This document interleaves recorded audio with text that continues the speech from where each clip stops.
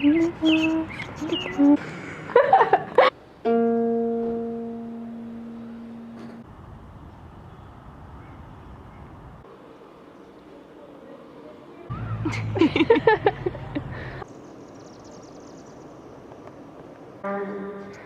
know, in a sense, you know.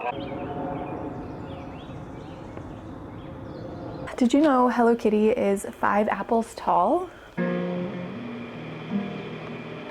Today's Sunday, and on Sundays, I like to have coffee in the morning, which is unusual for me. I typically don't do well with coffee, and I was a coffee roaster and barista and coffee social media manager for a few years, which was my favorite job ever.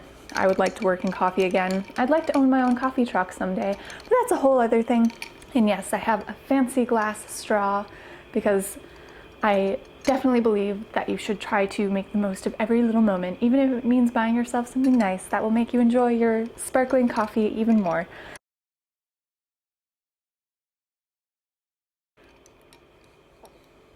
I'm still on my writing break. I feel like last week I was all about restorative care, giving myself time to not think about writing, and that probably lasted about 4 days, which was what I needed.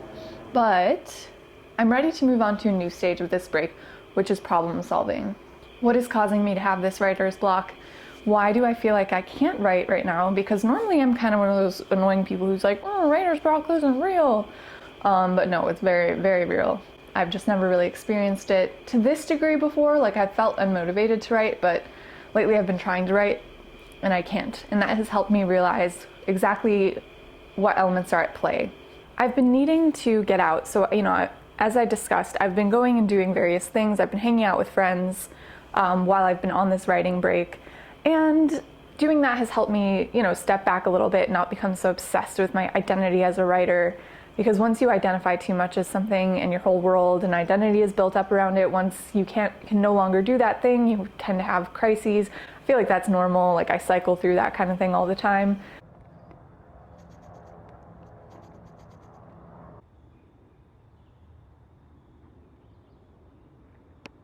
I was really, really depressed this week.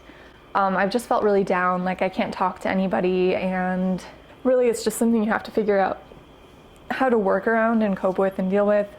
I wasn't really eating. Like, I had like buttered rice for dinner, I had a boiled potato for dinner one other day, and I wasn't sleeping very well. But then, you know, hanging out with my friends, I feel like it's always just so nice.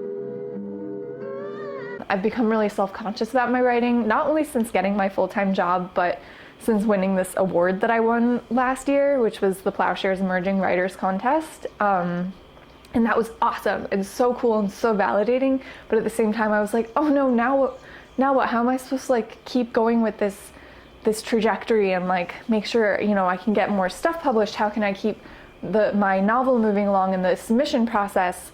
Stuff like that. You know, publishing is a lot of waiting. We just wait. We wait. We wait when we query, we wait when we're on submission, we wait when we have an agent, and we're waiting, you know, to go through all these different steps. There's a lot of uncertainty that leads to a lot of anxiety.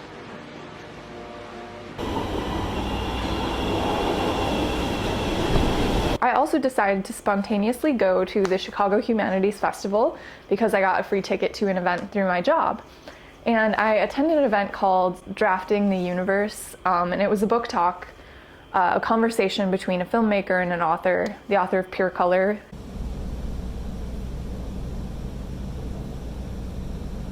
It did make me think closely about my own process and my own art, my own writing. Because I don't always think of my writing as art, but sometimes I do. Like, I think writing requires a lot of discipline, and right now I'm rekindling that discipline or rebuilding that discipline. I'm getting too caught up in language.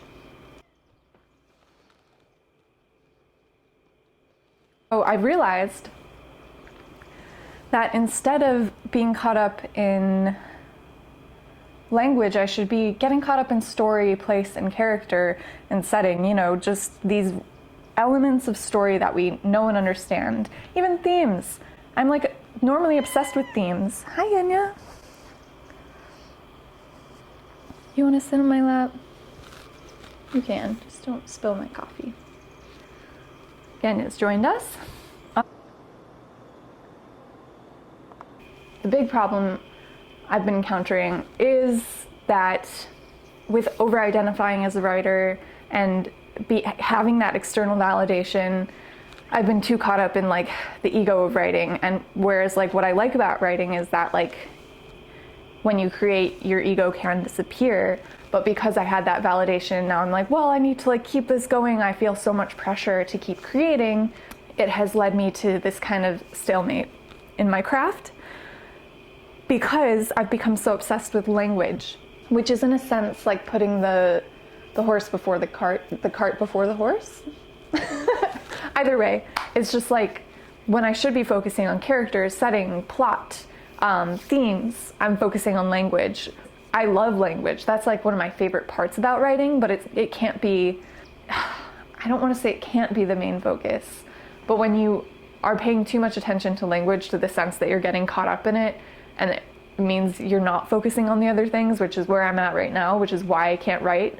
I feel like I have nothing to write about, and then I'm not creating anything that's actually exciting to me. So I'm just trying to problem solve this dead space in my writing by reevaluating the relationship between these different elements of craft. I've been thinking of language as this vehicle that you're using to go through and to a story. If you don't have a road or an engine or, you know, a driver, you're actually not going to get anywhere. So I think having that realization and thinking of this as a problem I have to solve, my writer's block is this puzzle box, and I'm like taking this time as I'm on a break to kind of troubleshoot and be like, okay, so where am I having trouble and what is stopping me? I think a lot of it is that I feel this pressure to create something beautiful. My writing partner and I always find it kind of funny because I feel like we tend to be a bit opposite in that way sometimes, at least especially like 5 years ago when we first started meeting. It was like I was like so focused on my sentence levels that I couldn't like come up with a plot, and that's just a problem I run into a lot. From here, what I'm going to do is fall in love with characters again, fall in love with setting and plot, and I think books are different from short stories in that way. And that's what I need to remember is like for short story, it's okay to start with language. For a book, I need to start with something different. I need to start with character normally. Like the process is just entirely different. When I start a short story, normally it's like it starts with an image that's stuck in my head. A novel, for example, might start with a larger concept, which just sounds obvious, but I just need to articulate that right now so I can get back in touch with my craft. I think just like understanding writer's block as a puzzle box that I have to solve in order to get out of will be a really good way for me to work through this and reconnect with my craft. I feel like that's all. So thanks for joining. Thanks for listening. Oh, you're so cute. Hopefully next time I make a video, it will be not about this topic because I'll be writing. I hope.